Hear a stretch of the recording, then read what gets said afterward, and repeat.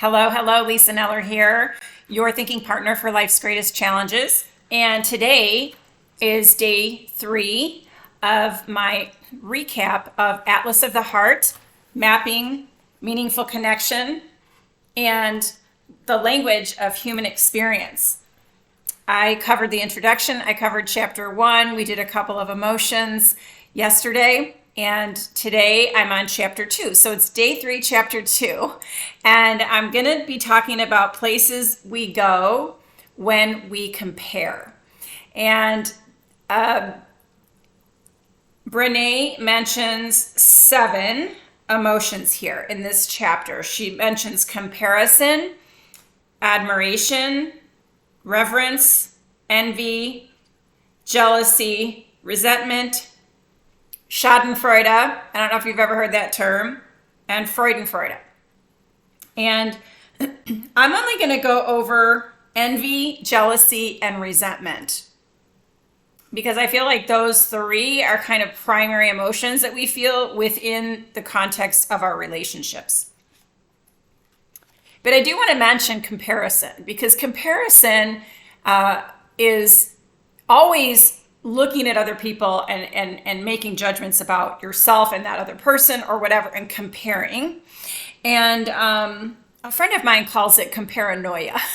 It's like if you do that a lot and you're always wondering, what everybody else is doing and comparing yourself to others, she calls that comparanoia. I love that. And I think well, let me move on to envy and jealousy because that's what I really want to cover today. So on page 26, and what I do is I highlight the stuff that I really find speaks to me. And so it says in the book, a 2015 study found that 90% of recalled episodes of envy can be attributed to one of 3 categories. Number 1 is attraction. Physical attractiveness, romantic attraction, and social popularity. The other one is, number 2 is competence in intelligence, knowledge, may even be in a physical competency. And then number 3 is wealth, financial status, or lifestyle. So think of a time when you have felt envious. You're looking at someone else, they have what you want, you don't have it. How does that make you feel? One of the, what's the word I'm looking for? I don't know, solutions, I guess, to not feeling envious. My mother-in-law used to say, if everyone throws their problems up in the air, you want to catch your own, right? So as you look at someone, you think, oh, she's so much more attractive than I am, or, oh, she has so much more money than I have, or whatever the position of envy is, come back and say, you know what? I don't know anything about that person's life. It may be really hard. And you have no idea what their story is until you know their story. So that's kind of one way to get over envy and really focus on creating your own life. That's really the answer to that. Envy occurs when we want something another person has. Jealousy is when we fear losing a relationship or a valued part of a relationship that we already have. I hadn't actually thought of it in those terms, which is why this book is so helpful, because it tells us what jealousy is about, and it's about fear primarily. So reading from the book on page 28, jealousy doesn't seem to be a singular emotion, but rather a cognitive evaluation in response to feeling anger, sadness, and or fear. In other words, we think jealousy in response to how we feel. So if you're dating someone and you see that person talking to another person at a party or at a bar or something like that, there's going to be a part of you, not necessarily, but oftentimes there might be a part of you that's like, what are they doing over there? Why are they talking to that person? That's taking time away from me. Also, it could take time away from me in the future. So there's a fear there underlying the emotion. Well, actually, the fear is the emotion. The jealousy is the thought. Okay. According to researchers Mingy Chung and Christine Harris, jealousy typically involves a triad, two people in a relationship and a rival. The rival is usually another person, but occasionally it is something else, such as loss of valuable relationship time to a favored activity. They write the core form of jealousy primarily involves threats to relationship rewards, including loss of a loved one's attention, affection, or resources to another. We mostly think of jealousy in the context of romantic relationships, but jealousy also applies to parent-child interactions, sibling relationships, friendships, and coworker relationships.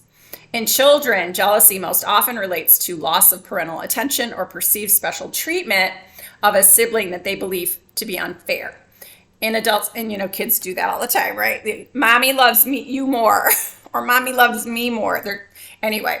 In adults, there are the familiar scenarios like our partner flirting with someone at a party or a close friend suddenly spending a lot of time with a new friend. But sometimes we might even feel a pang of jealousy when a partner or friend spends a lot of time alone, doing something that doesn't involve us. We might feel anger or sadness or fear, but what goes through our mind is that we are jealous. And the reason for our jealousy and the accompanying emotion is that the other person or activity is threatening to take time away from our relationship. Is all jealousy dangerous? And the answer to that is no. It's normal to feel some level of jealousy, and research shows that in small doses and expressed appropriately, it's a normal part of healthy relationships. Okay, regardless of whether we choose to change our language or not, understanding the nuances of that language can help us ask ourselves the right questions when we're experiencing jealousy or envy.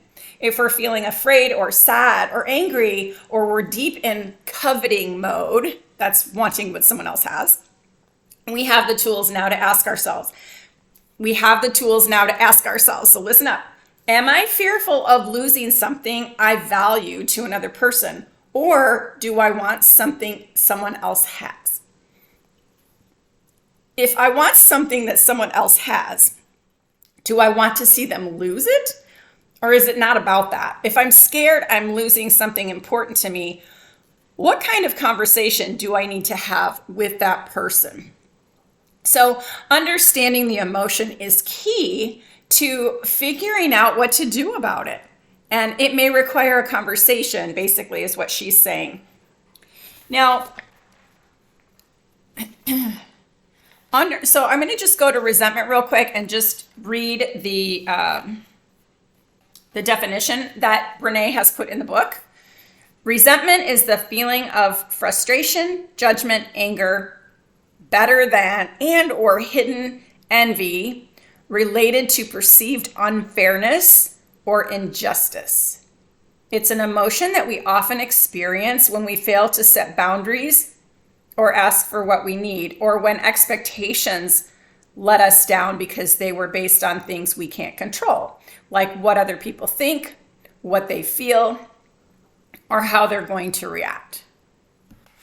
So think of a time when you have felt resentful. Why do you think that is? Is it because maybe another person is enjoying, let's say, this is an example, let's say another person is enjoying some freedom, free time that you don't have. You're busy doing all the things. You're doing all the things. You're working, you're cleaning, you're cooking, you're shopping, you take care of Christmas, all the things. And then another person that you see may not be doing all the things. Maybe they have someone cleaning their house or doing their shopping or whatever. And so you feel like that's not fair. But as we know, life isn't fair, right? So it's really helpful to understand that as a reality, for one thing, and really to accept the position that we're in, but also know that we can change the position we're in. We think we're stuck. We're not stuck. Not always. Sometimes we're stuck. But most of the time, we can make slight changes to our lives that would make us happier, less resentful, less envious, less jealous. So anyway, those are some emotions I would invite you to explore.